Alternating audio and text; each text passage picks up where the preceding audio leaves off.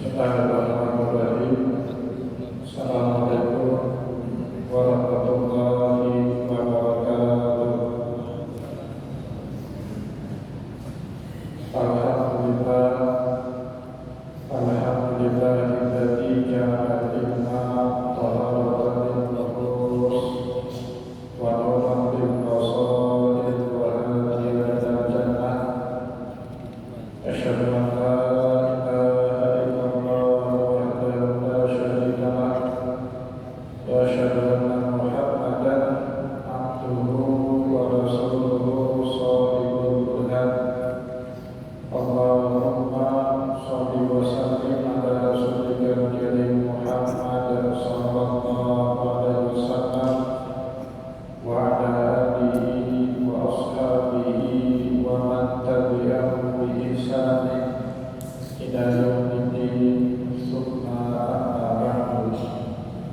puji dan syukur senantiasa dan tidak pernah bosan-bosannya kita panjatkan kehadiran Sang Maha Pencipta Allah Subhanahu wa Ta'ala yang mana dengan nikmat karunia-Nya, rahmat-Nya, hidayah-Nya serta anugerah-Nya kepada kita semua, kita kembali masih diberi kesempatan, kesehatan dan usia panjang oleh Allah untuk sama-sama dan senantiasa mengabdikan diri kita di jalan-Nya dengan menjalankan segala perintah-Nya dan menjauhi semua larangan-Nya.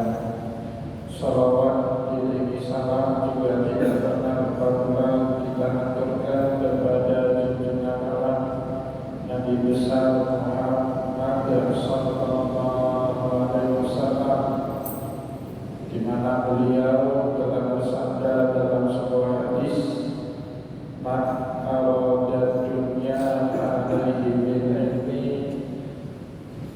wa man arada al-akhirata fa'alaihi bil ilmi wa man arada huma fa'alaihi bil ilmi." Barang siapa yang mau bahagia di dunia, caranya dengan ilmu, dan barang siapa yang mau bahagia di akhirat, juga caranya dengan ilmu. Dan bagi barang siapa saja yang mau bahagia di dunia dan akhirat, juga caranya dengan ilmu pengetahuan. Bapak Ibu kaum muslimin dan muslimat jamaah sholat maghrib yang dimuliakan oleh Allah, mari pada kesempatan malam yang penuh dengan keberkahan ini, sambil kembali kita iktikaf di rumah Allah dan juga sambil kita menunggu datangnya pelaksanaan sholat isya berjamaah, mari sama-sama pada kesempatan malam ini kita kembali melanjutkan pengajian fikih kita dengan kitab Al-Fiqhul Islami wa Adillatuhu karya Syekh Wahbah Az-Zuhaili rahimahullahu ta'ala. Dan insyaallah pada kesempatan malam ini kita kembali akan melanjutkan bahasan kita dengan ahkamul hibah, hukum-hukum syariat yang berkaitan dengan hibah. Pada pertemuan yang lalu kita sudah bahas pembahasan yang pertama di dalam pasal hibah ini, yaitu al-mabahasu al-awwalu ta'riful hibati wa masyru'iyatiha. Kita sudah membahas apa itu makna hibah bersama dengan bedanya hibah dengan hadiah, dengan sedekah, dengan infak, dan juga dengan zakat. Empat istilah atau bahkan 5 ya. Ada zakat, ada sedekah, ada hadiah, ada hibah, ada infak. Ini kelima hal tersebut berbeda-beda di dalam syariat. Infak, sekali lagi kita ulang Bapak Ibu sebelum kita masuk al-mabahas tsani, pembahasan yang kedua di dalam ahkam hibah ini. Infak itu maknanya luas sekali. di dalam Al-Quran segala bentuk belanjanya manusia kepada orang lain, baik belanjanya berbayar ataupun belanjanya berderma, itu disebut sama Allah Subhanahu wa Ta'ala dengan kata infak. Ya, kita menafkahkan istri kita itu di dalam agama disebut dengan infak. Kita membayar keperluan sehari-hari juga disebut dengan infak. Kita menunaikan zakat kita di dalam syariat juga disebut dengan infak. Ya ayyuhalladzina amanu anfiqu min thayyibati ma kasabtum wa mimma akhrajna lakum minal ardh. Wahai orang-orang yang beriman, infakkanlah apa yang kalian peroleh dari hasil bumi dan apapun yang kalian peroleh dari usaha yang baik-baik yang kalian lakukan di dalam kehidupan. Jadi makna infak itu luas sekali. Ya. Sekarang diplesetkan menjadi iuran paksa. Ya, kalau sudah infak itu iuran paksa, kata orang yang dipleset. Itu pertama makna infak. Yang kedua zakat. Zakat itu wajib hukumnya kepada setiap kita kaum muslimin yang mampu, kepada mereka yang tidak mampu. Zakat. Yang ketiga, sedekah, pemberian kita secara sukarela kepada orang yang membutuhkan, itu namanya sedekah. Jadi saat kita memberikan kepada seseorang yang membutuhkan bantuan kita, maka pemberian itu dinamakan dengan sedekah. Kemudian Bapak Ibu yang dimuliakan oleh Allah, hibah. Hibah pemberian kita kepada orang lain, di mana pemberian kita itu kita beri secara sukarela untuk orang tersebut tanpa dalam bentuk menghormati orang tadi. Kalau kita memberinya sebagai pertanda hormat, kita antarkan dia ke rumah, kita kemas di dalam bentuk terbaik, itu disebut dengan hadiah.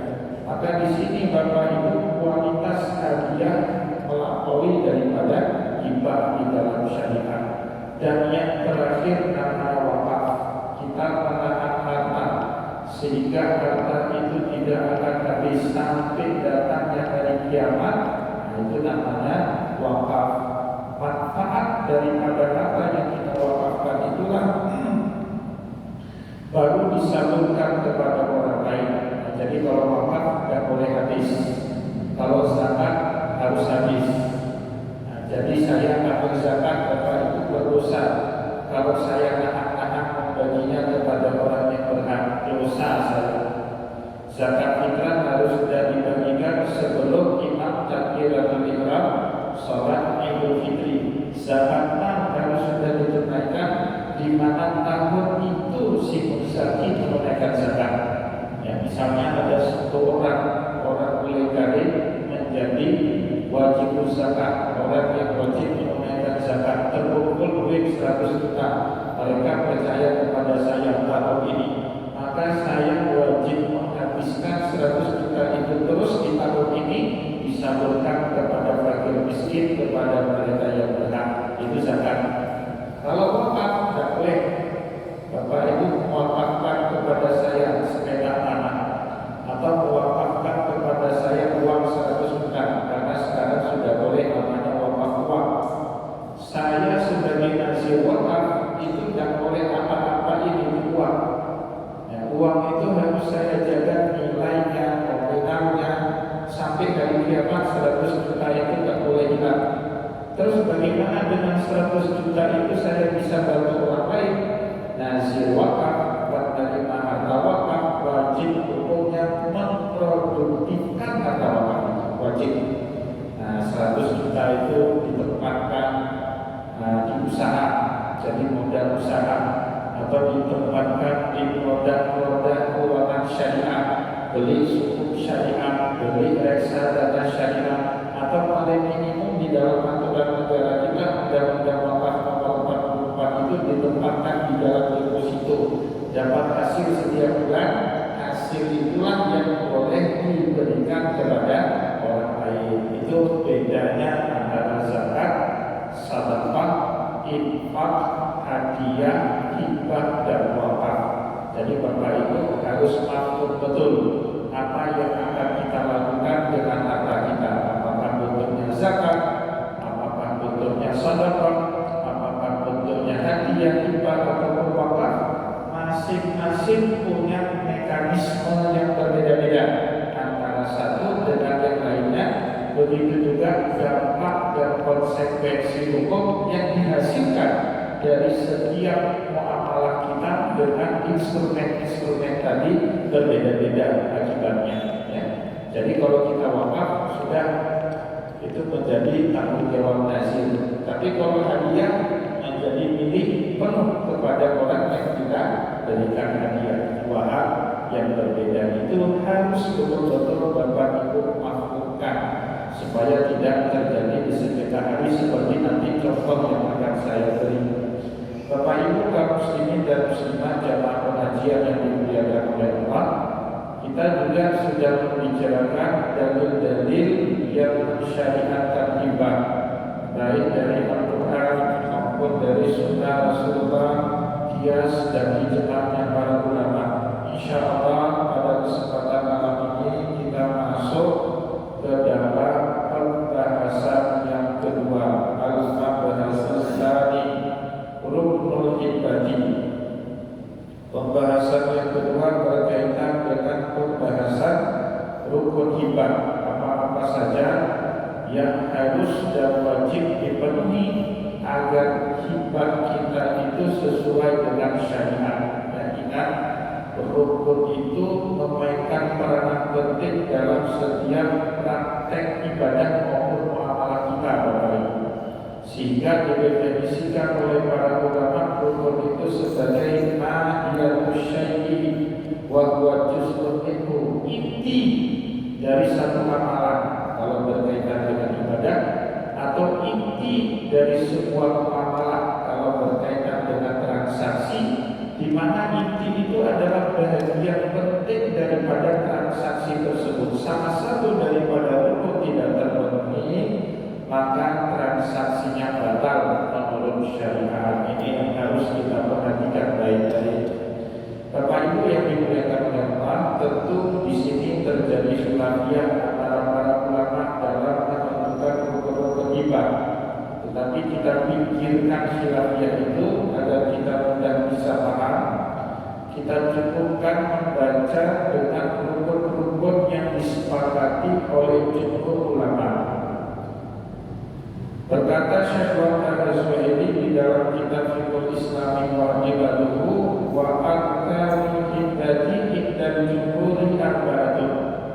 Adapun rukun daripada akad hibah menurut jumhur ulama arba'atun, ada 4. Yang dimaksud dengan jumhur ulama ini ulama dari mazhab Hanafi, dari mazhab Syafi'i, dan dari mazhab Hambali. Berarti yang tidak sama di sini cuma mazhab Hanafi. Sedangkan 3 mazhab tadi semuanya sepakat rukun hibah itu ada 4. Apa-apa saja keempat tersebut? Yang pertama wahiyat al-wahibu, ya, orang yang menghibahkan hartanya, al-wahib disebutnya. Yang kedua al-mawhubu lahu, orang yang dihibahkan atau orang yang menerima harta hibah, kepada dia diberi, atau orang yang menerima harta hibah, pihak kedua. Al-wahib pemberi hibah, pihak pertama. Al-mawhubu lahu, penerima hibah, pihak yang kedua. Yang ketiga al-mawhub, objek harta yang dihibahkan. Tidak boleh sembarangan. Objek warisan itu tidak boleh dihibah, atau tanah atau sejumlah harta yang sudah diwakaf juga tidak boleh dihibah, atau harta yang masih musyarakah, sepeta tanah tetapi pemiliknya di situ 3 orang, tidak boleh juga dihibah. Nanti kita akan jelaskan masalah mawhub.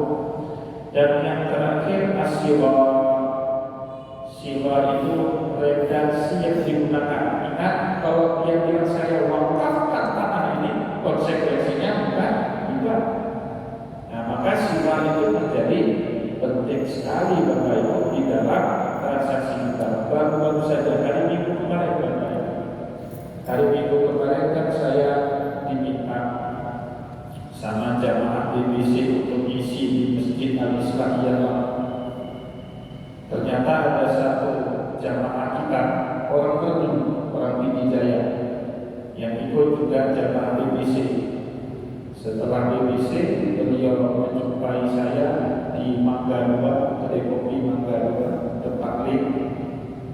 Itu kejadian di Merdu. Jadi satu objek tanah sengketa keluarga. Ya, jadi ahli waris mempersengketakan satu buah objek tanah. Tapi akhirnya didamaikanlah sama pihak ketua kampung, didamaikan. Dalam kalian jangan ikut tanah kalian atau warisan kalian kan banyak, bukan hanya sengketa tanahnya. Yang sengketa tanah yang lain kan, yang lain sudah selesai. Yang disengketakan sengketa tanahnya karena banyak tanah pemiliknya. Akhirnya sepakatlah ahli waris kalau sengketa tanah itu kita wakafkan saja di kampung. Sepakat. Tetapi Bapak Ibu, pada saat dialihkan yang tertera di dalam AJB akte jual beli itu bukan wakaf, tetapi hibah. Itu bahaya. Yang ketika tertulis di akte jual belinya sama notaris bukan wakaf, tetapi hibah, padahal yang dimaksud oleh ahli waris ini adalah wakaf.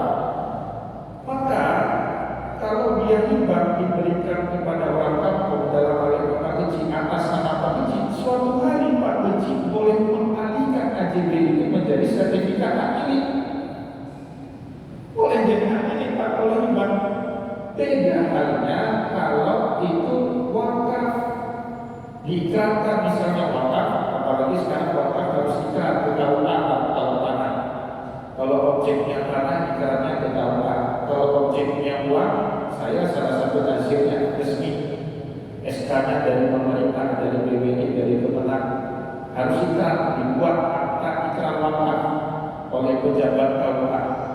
Kalau sudah keluar akta ikrar wakaf, sertifikatnya wakaf itu tidak boleh dimiliki selama-lamanya sampai hari kiamat selama Indonesia ini masih ada. Ya, itu beda. Jadi lihat sini apa PDF-nya. Ini Pak Ustaz, kami sudah ini, tapi tertulis ini dibantah oleh ini harus diubah.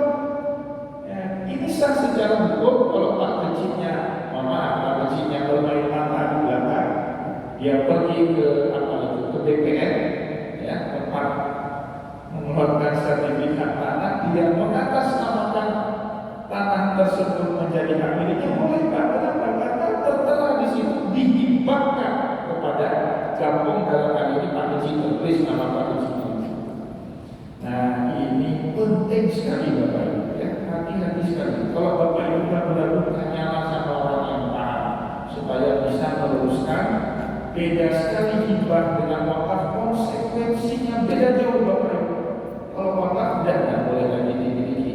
Nah, dia diserahkan kepada nazir yang ditunjuk nanti sama pejabat akta ikrar wakaf di kantor KUA, ditunjuk siapa nazirnya nanti.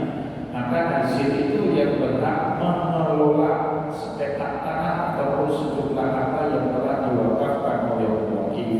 Oleh sebab itulah jumhur ulama mensyaratkan adanya sirah, ya, di dalam akad hibah ini.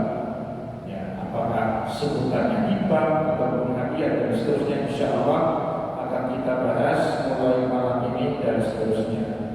Bapak Ibu kaum muslimin dan muslimat jamaah pengajian yang dimuliakan oleh Allah, yang pertama kita bahas tentu rukun yang pertama al-wajib, penghibah.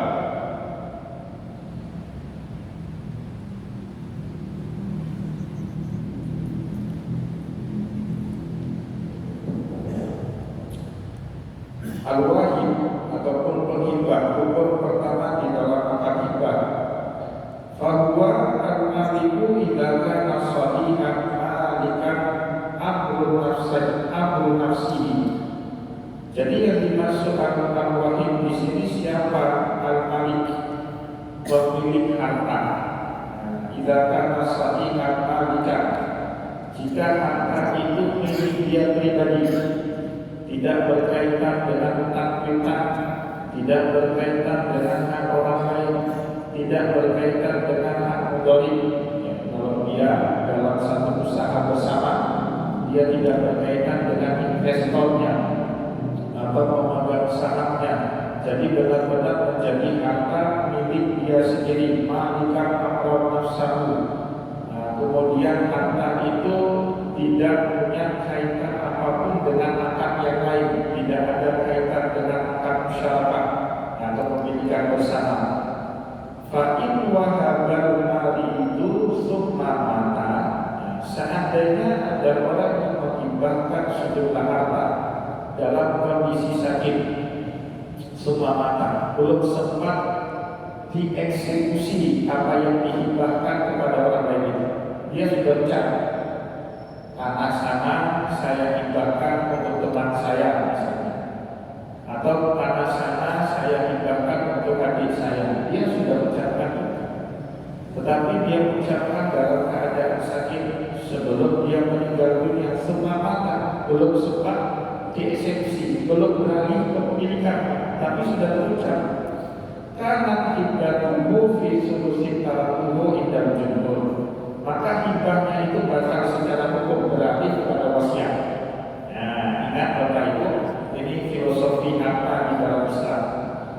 Saat kita masih hidup, harta itu diberikan wewenangnya penuh oleh Allah Subhanahu wa Ta'ala kepada kita untuk kita pakai sesuai peruntukan yang dihalalkan sama Allah, dan tidak boleh kita gunakan untuk yang diharamkan sama Allah.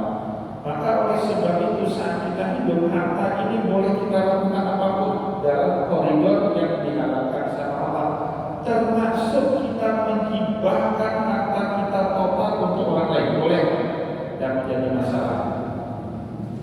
Bapak punya anak durhaka sama bisa, misalnya contoh paling ekstrim, kita tidak mau harta kita dikuasai oleh anak durhaka ini. Kemudian sebelum kita meninggal, yang jaga kita tinggal serumah dengan keponakan kita. Keponakan kita ini kan tidak dapat harta warisan. Kalau kita punya anak laki-laki, ada anak perempuan, dia tidak dapat apa-apa. Tetapi sebelum kita meninggal dunia, semua harta kita hibahkan kepada keponakan kita itu. Boleh nggak dalam syariat? Boleh. Tidak menjadi masalah, tidak ada halangan. Kenapa? Tadi selama kita masih hidup, harta itu menjadi hak milik kita total. Orang tidak ada yang bisa ngatur itu. Terserah kita bagi habis apa itu, sehingga ahli waris tidak dapat apapun, boleh di dalam syariat. Tetapi Bapak Ibu, kalau kita sudah punya niat, bahkan sudah terucap ingin menghibahkan, ingin mewasiatkan, atau ingin apa-apa, keburu kita meninggal dunia, sebelum beralih harta kita kepada orang yang kita hibahkan, atau orang yang kita hadiahkan, atau orang yang kita wasiatkan, maka Bapak Ibu yang dimuliakan oleh Allah, hibah itu batal, ikut kepada ilmu para ilmu.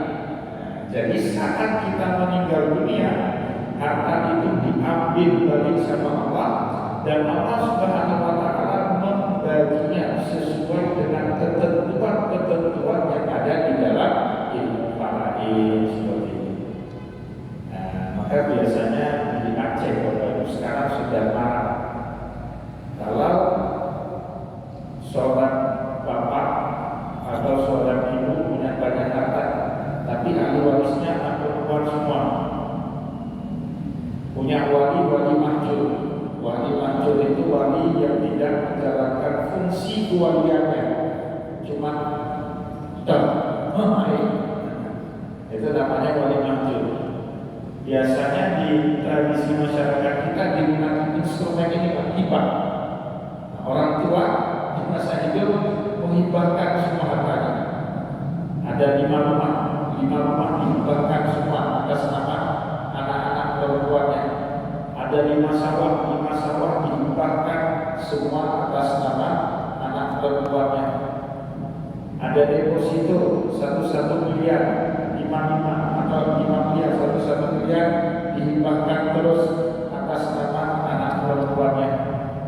Yang tinggal pas cuma tempat rumah yang dia tempati.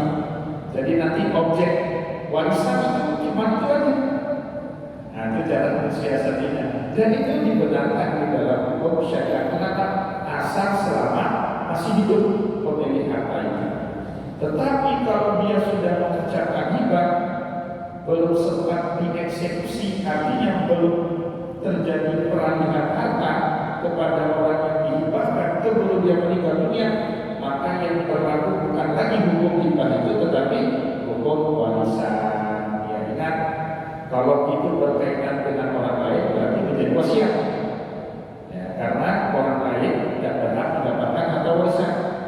Tetapi kalau itu dihibahkan kepada ahli waris, batal secara hukum karena dia akan mendapatkan bagian daripada harta warisannya. Dan boleh wasiat kepada ahli waris. Kenapa? Misalnya bapak ibu punya anak, nanti kalau saya meninggal dunia, anak saya ini akan saya berikan sejumlah harta sekian, itu tidak boleh, batal secara hukum. Kenapa? Anak itu secara otomatis mendapatkan bagian daripada harta warisan. Maka Rasulullah SAW menyebut fala wasiyata liwarisin, tidak boleh memberikan wasiat kepada ahli waris. Tetapi kalau hibah itu berkaitan kepada orang lain, batal juga secara hukum. Tetapi beralih dia kepada wasiat, seperti yang dikatakan di sini oleh Syekh Muhammad Suhaimi, fa'in wahabal marid, seandainya orang yang sedang sakit menghibahkan sejumlah hartanya, semua mata tapi belum sempat dieksekusi orang yang menghibahkan ini mati, karena hibatuhu fi sulusin barakatuhu indal jumhur, maka hibahnya itu hanya berlaku sepertiga. Nah, berarti sudah berlaku hukum wasiat.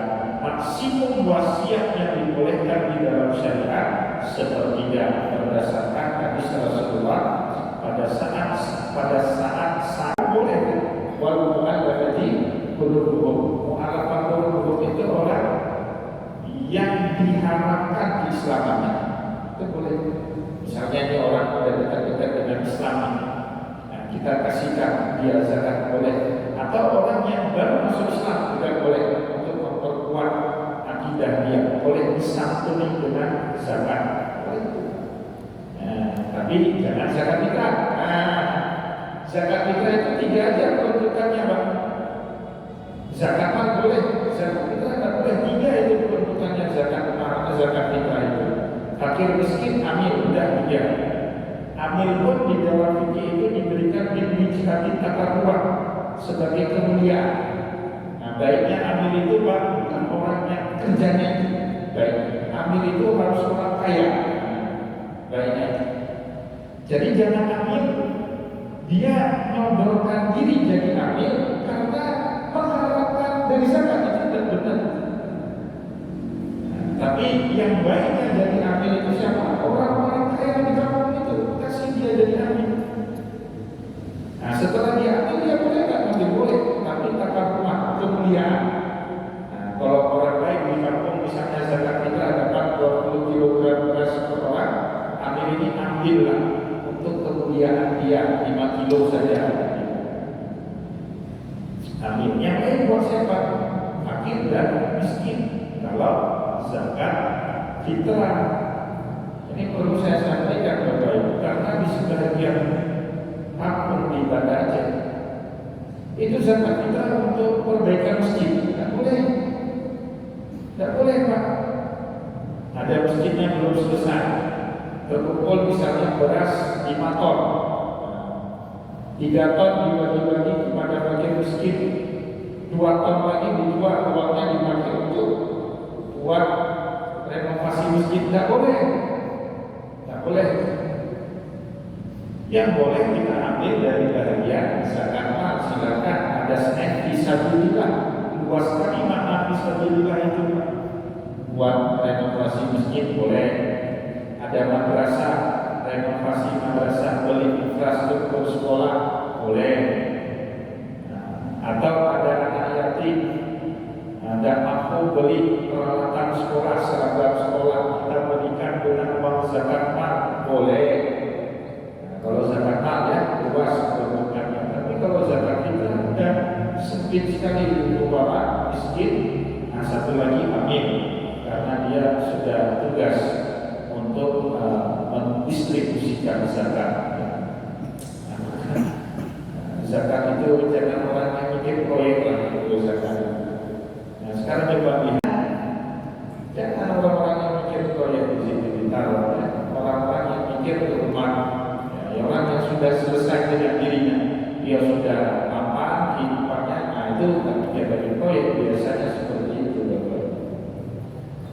Bapak Ibu kaum muslimin dan muslimat jamaah pengajian yang dimuliakan oleh Allah. Jadi al-mabulaku dari mahibah itu siapa saja boleh, kullu insanin, baik muslim maupun kafir, boleh kita hibahkan harta kita kepada mereka.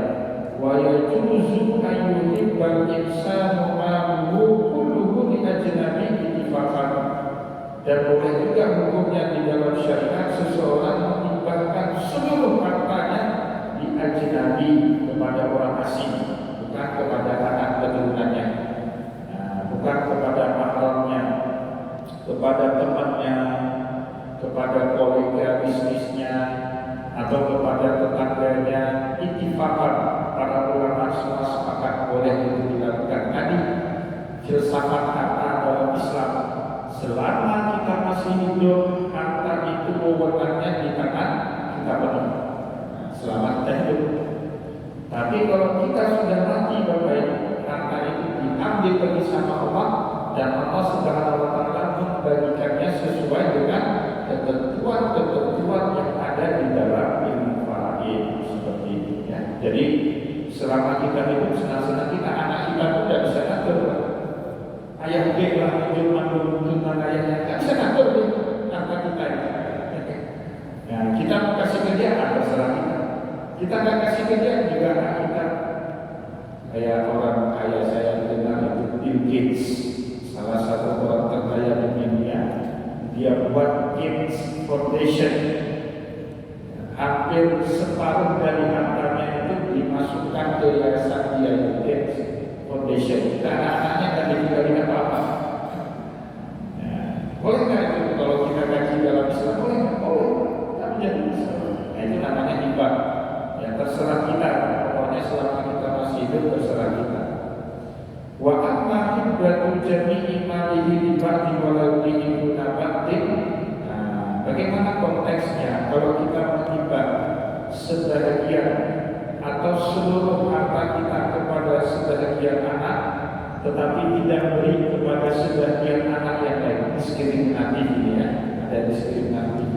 Au tafdili ba'duhum ala ba'din fil hibah, atau anak pertama lebih banyak dibandingkan anak bungsu, atau sebaliknya anak bungsunya banyak kita kasih anak pertama sedikit. Famakruhun indal jumhur, itu yang tidak boleh. Tentang ini, tentang kasih kepada ceritanya Nabi Yusuf, bagaimana saudara-saudara Yusuf itu termakan api cemburu ketika ayahnya Yusuf, Nabi Yakub, tentang kasih, tentang ini lebih sangat menyayangi Yusuf dibandingkan 11 orang saudara-saudaranya yang lain. Maka Bapak Ibu, dalam tafsir itu menarik. Kalau teladan dari Rasulullah, Allah konsisten di dalam Al-Quran menyebutnya dengan istilah uswah. Tetapi teladan para nabi sebelum Nabi Muhammad itu disebut dengan qudwah. Ya, Rasulullah disebut uswah, laqad kana lakum fi Rasulillah uswatun hasanah. Kalau nabi-nabi sebelum Nabi Muhammad disebut qudwah. Kenapa? Karena dari Nabi Muhammad pasti bisa diamalkan. Gak usah mikir panjang, pasti semuanya cocok kita amalkan. Tetapi yang bersumber selain dari Nabi Muhammad belum tentu cocok kita amalkan. Contohnya apa? Sunatannya Nabi Yakub. Nabi Yakub itu sayang kepada Yusuf melebihi kepada anak-anaknya yang lain. Itu belum tentu cocok. Bapak punya 5 anak, sayang sama anak pertama, 4 lagi kurang. Itu takutnya anak pertama dibunuh nanti sama 4 saudaranya yang lain.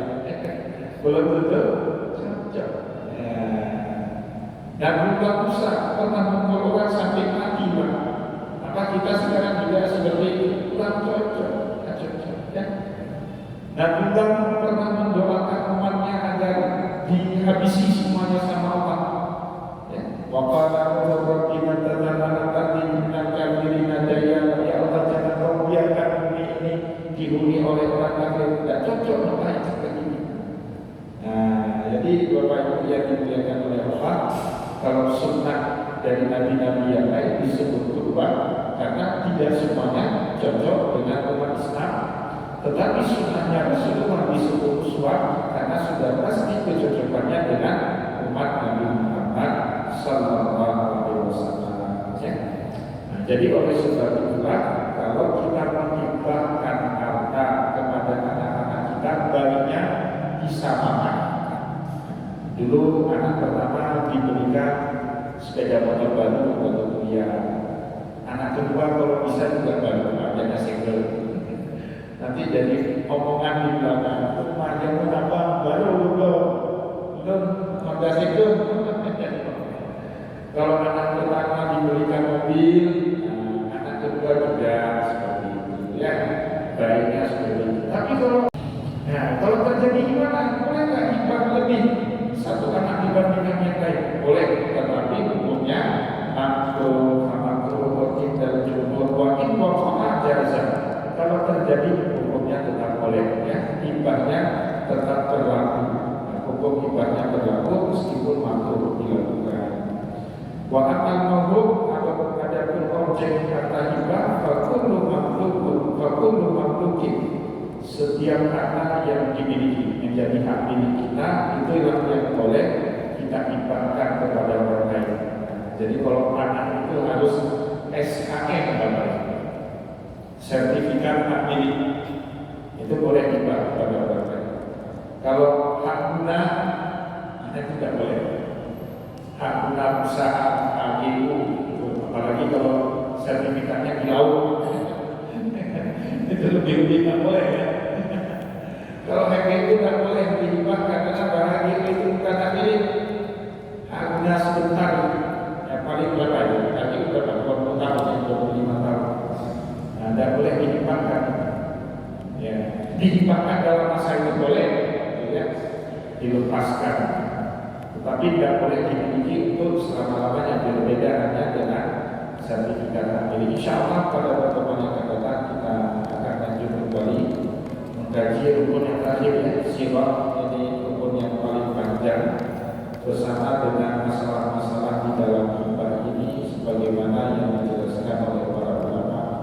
Semoga apa yang telah kita sampaikan pada kesempatan malam ini bermanfaat kepada kita semua. InsyaAllah akan kita lanjutkan kembali pada pertemuan yang akan datang. Saya mohon maaf jika ada yang tidak berkenan. Wassalamualaikum